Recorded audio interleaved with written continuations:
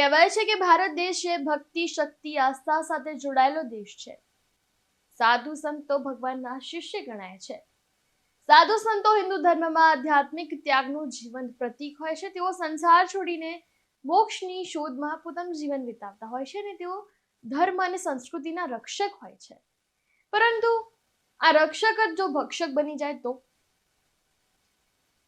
નમસ્કાર, તમે જોઈ રહ્યા છો ચક્રવાત ન્યૂઝ. ત્યારે આપની સાથે હું નિકિતા.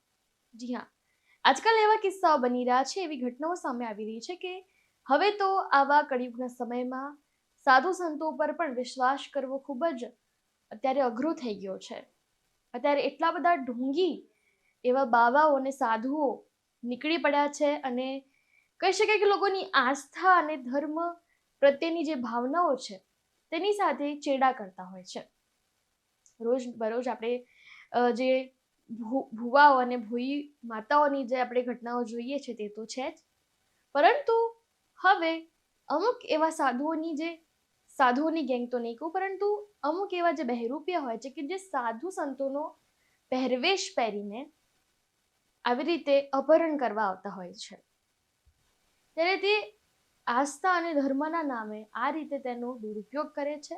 કારણ કે આપણને ખબર છે કે ભારત દેશ એ ભક્તિના રંગમાં એટલો ડૂબેલો છે. આસ્થા, લોકો ધર્મમાં એટલું બધું માને છે, લોકોમાં એટલી બધી આસ્થા છે ધર્મને લઈને, ભગવાનને લઈને, ભક્તિને લઈને, કે કોઈ પણ એવો સાધુ સંત નીકળશે તો એ કંઈ પણ માંગશે, કંઈ ખાવાનું માંગે છે કે કોઈ થોડા પૈસા માંગે છે તો કોઈ ના નહીં પાડી શકે. આપણા ભારત દેશના લોકો આવા છે એના કારણે. અને લોકોની આ જ ભાવનાઓ સાથે ચેડા કરવામાં આવે છે, લોકોની આ જ ભાવનાઓ સાથે દુરુપયોગ કરવામાં આવે છે. કારણ કે અત્યારે ખેરવા ગામનો એક બનાવ આવ્યો છે સામે, કે ખેરવા ગામના બનાવમાં એવું થયું છે કે સાધુના વેશમાં આવીને નાના છોકરાઓને ઉપાડી જવાવાળી ગેંગ ઝડપાઈ છે.